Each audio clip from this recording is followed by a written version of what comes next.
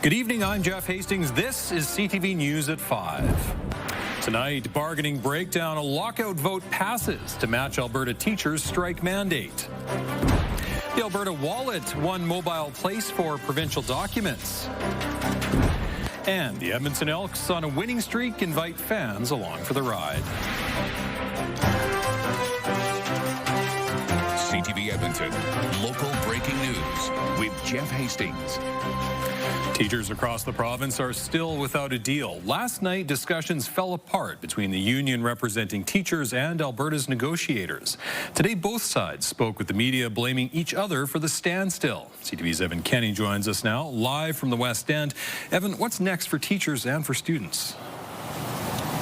Jeff, both sides say that they're ready to get back to the negotiating table, although no meetings are scheduled. Now, at this point, the teachers and the province both say that kids will start the school year in the classroom.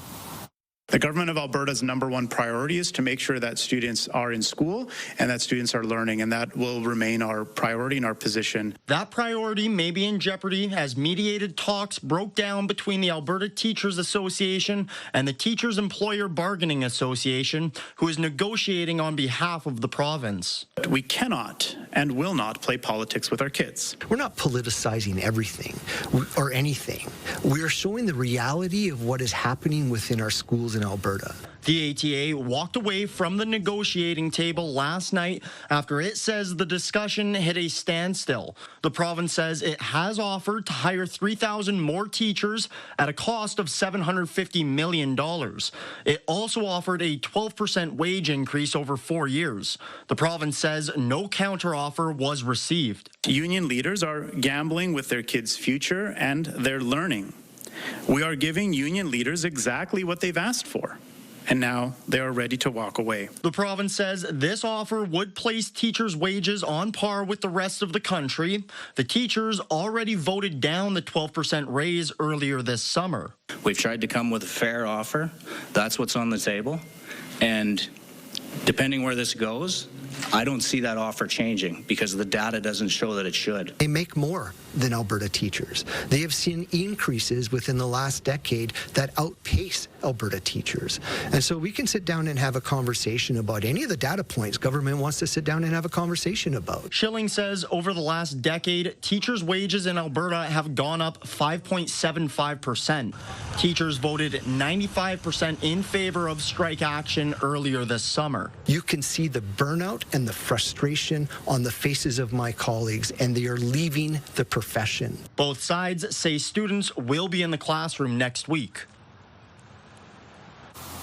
Now, if no deal is reached, teachers have until October 7th to hit the picket lines after giving a 72-hour strike notice. Documents provided to CTV News show the group representing the province at the bargaining table has voted in favor of a lockout. That vote gives the employer the right to lock out the employees. The finance minister's spokesperson says it would only be used as a reactionary response. Jeff? All right, Evan, thank you. That's Evan Kenny live for us tonight.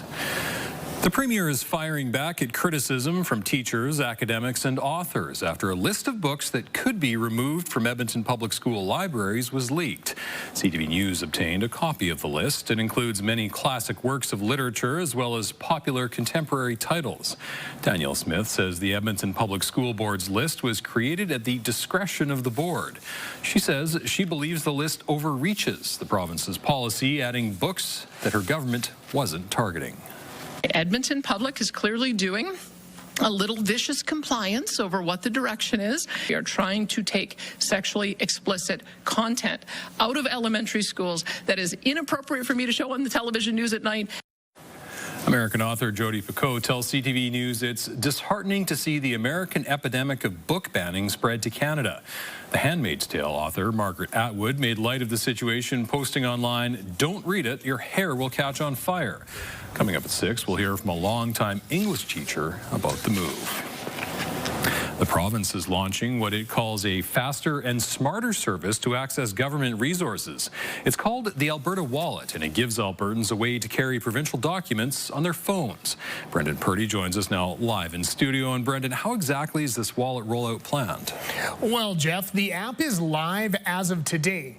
The first document you can add to the wallet is a mobile health card, allowing you to replace the current paper version used at a hospital or medical clinic. However, there are a few stipulations. You need to have an active My Health Records account and a verified Alberta.ca account. The wallets are only usable by Albertans 14 or older. However, parents will be able to add their children's health cards to their own wallets. The same will apply to spouses and interdependent partners. Paper copies will still be available for those who prefer them. Our world is digital, and people have embraced this in droves. We developed the Alberta Wallet because Albertans expect their government to keep up with them. So we are adapting to an always-on, high-speed digital future, and we're showing the rest of Canada how it's done.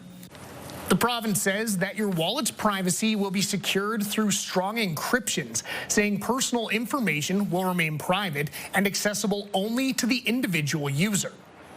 The rollout has received endorsement from the president of Alberta's Medical Association, who calls it a logical move.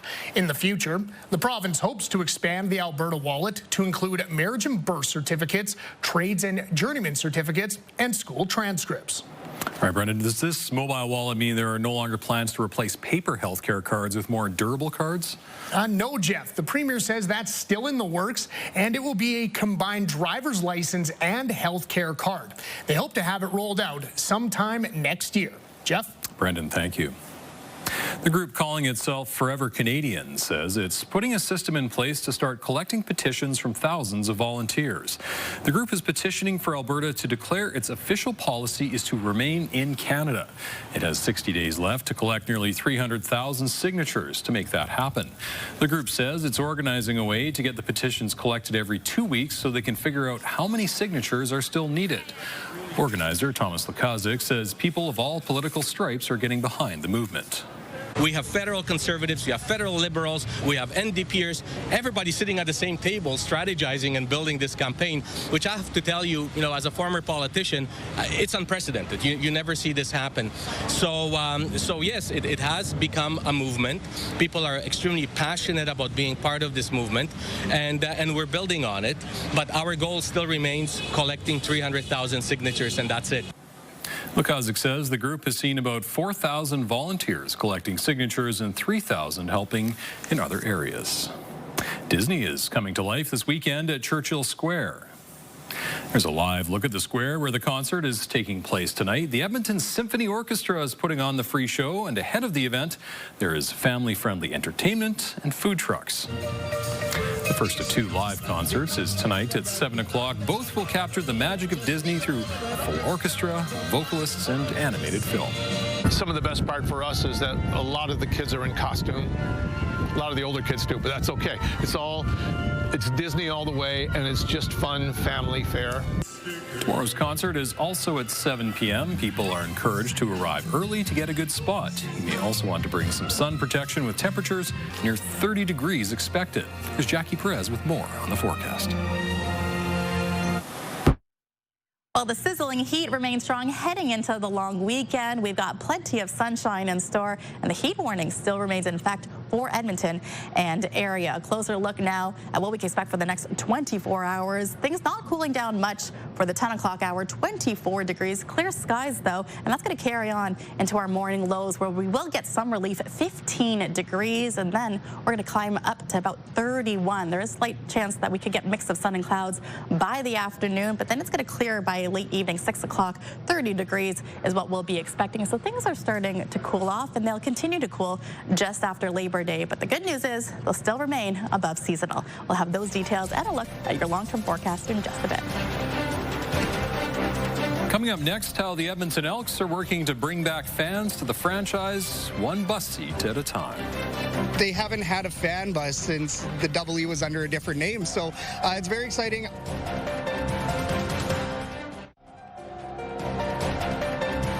You're watching CTV News at 5.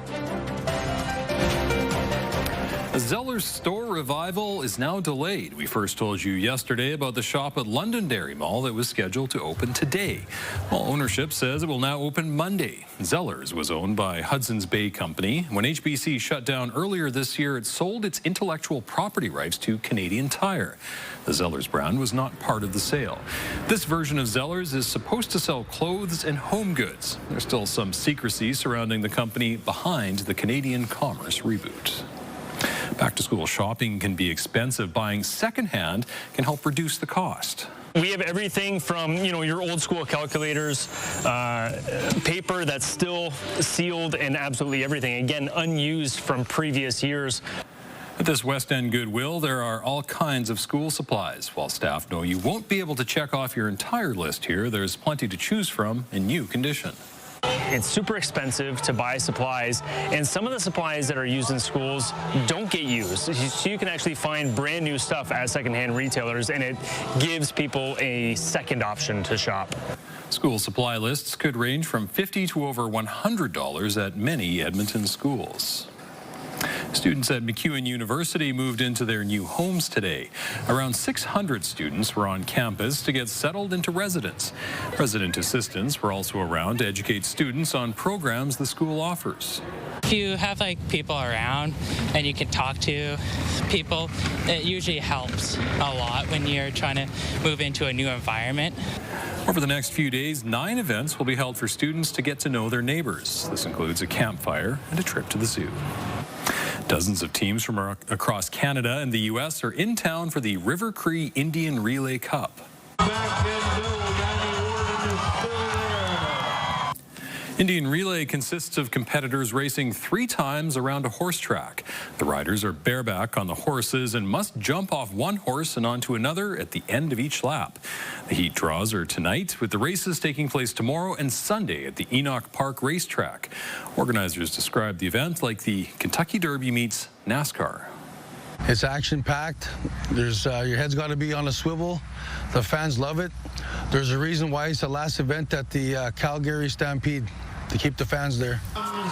This is the 5th annual race. The golden age of sold-out CFL games at Commonwealth Stadium may be a thing of the past, but as CTV's Brendan Purdy tells us, the organization is aiming to reestablish that fanfare by bringing back a Labor Day favorite. We've had family tickets since about the mid-'80s, so we've been here coming through the good and the bad. I've had season tickets since they've turned to the Elks. I fell in love instantly with the atmosphere down here at Commonwealth Stadium, so it was a no-brainer. I had to get season tickets. The Commonwealth Stadium crowds may be smaller than they used to be, but they're still filled with a loud and determined group of devoted fans. Our fans have been good. The 10,000, 15,000 that we have that are coming now, they're as loyal a fan as you could possibly get. The next pursuit, getting more Edmontonians engaged with the franchise. It's up to us to show what we can do to be better on the field and in the community, and we're sure working hard at it. One such endeavor is the return of the Labor Day fan bus, a shuttle of green and gold-clad supporters bound for McMahon Stadium on Monday afternoon. It's exciting. It's going to be whatever we can do to get the boys to win. This is my first time, so it will be fun. I'm really looking forward to it. They haven't had a fan bus since the W was under a different name, so it's very exciting. I'm very excited for this. It's been something that I've wanted to do for a very long time. An excitement that extends from the stands to the field. I love it. I'm going to look up in the stands and see if I can see them. I think it's awesome.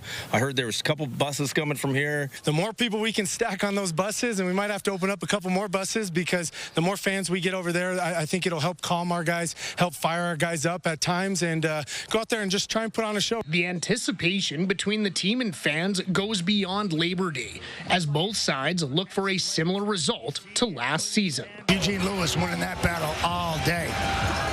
A fan base looking for a Labor Day sweep, and an organization looking for its biggest crowd of the year in next week's Labor Day rematch. I remember last year on the other side, the crowd here on the rematch was the biggest of the year as well, so I'm definitely looking forward to that. It's ABC. It's anybody but Calgary. We want to see Calgary lose, and then, of course, an Elks win on top of that. That's the cherry on the cake right there. Brendan Purdy, CTV News, Edmonton.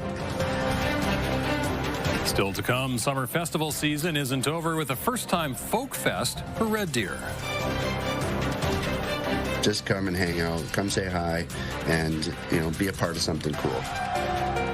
Programming brought to you by James H. Brown Injury Lawyers, the heavy hitters of injury law.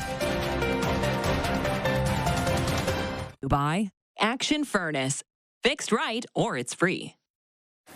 The inaugural Red Deer Folk Festival is kicking off this weekend. The festival takes place at Westerner Park this Saturday and Sunday.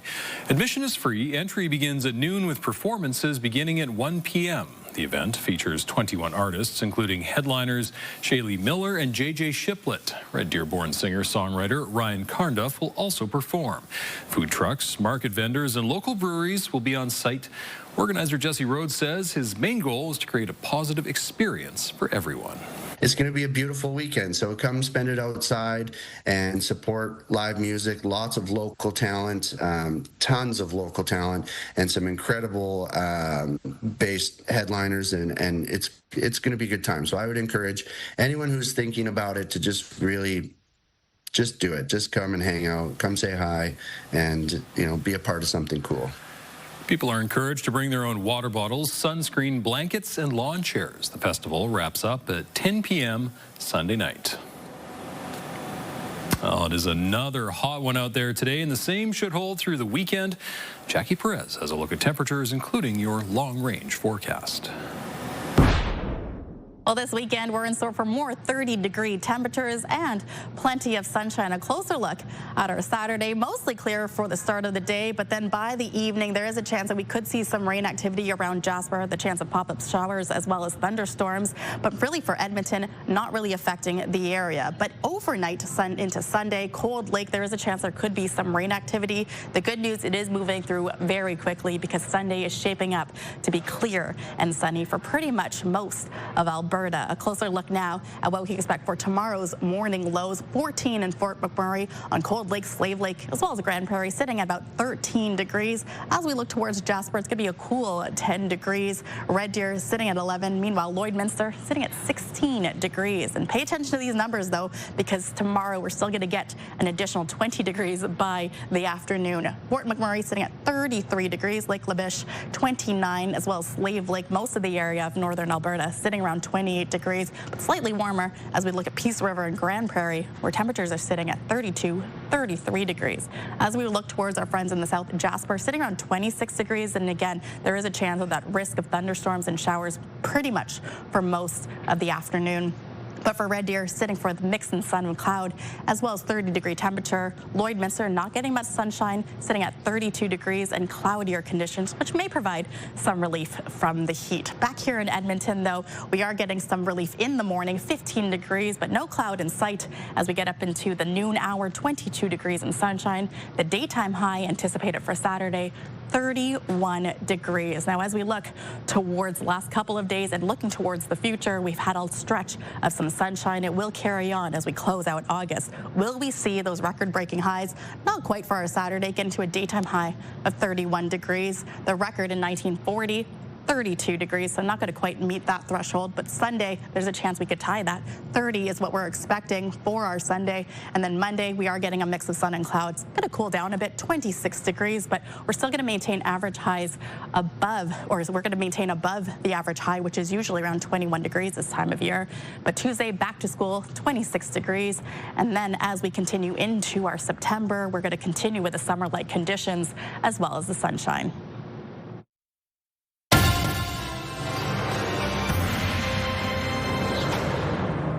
The drug crisis was the focus of an event downtown today. In Churchill Square, a booth was set up giving out naloxone kits and information. Naloxone is a fast-acting medicine that reverses the effects of opioids. The inner-city group that put on this event says 1 to 3 people in Edmonton die every day from an overdose. It's actually the leading cause of death for folks between the ages of 15 and 55. So we're trying to spread as much education and awareness regarding overdose prevention as possible. The event comes ahead of International Overdose Day this Sunday. When we return, last team standing, the only Edmonton team left in the Amazing Race Canada, and how you can help cheer them on. Ta-da! Yes, look at that helmet.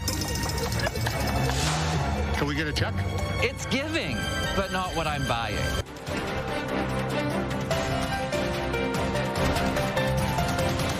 CTV News at 5 continues.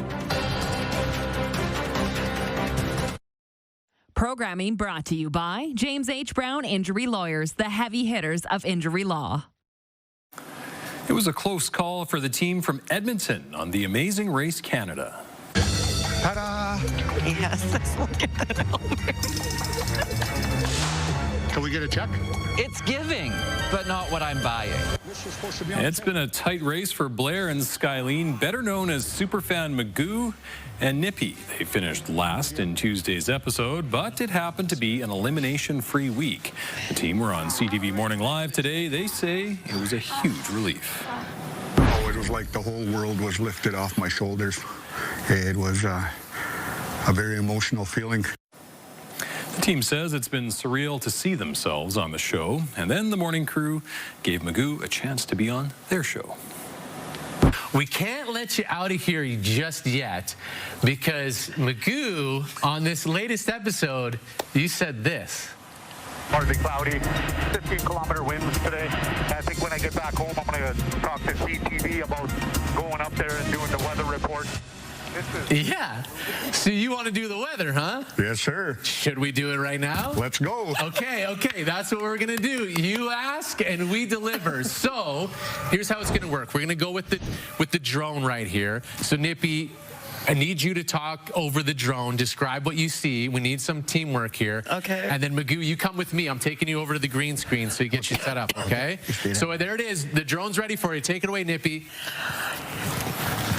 Hey everybody, Nippy Skew here coming to you live from the CTV air. We are driving over this green patch of land. It is very green and it is a beautiful day and a great day to be Indigenous, if I must say so myself. Great job.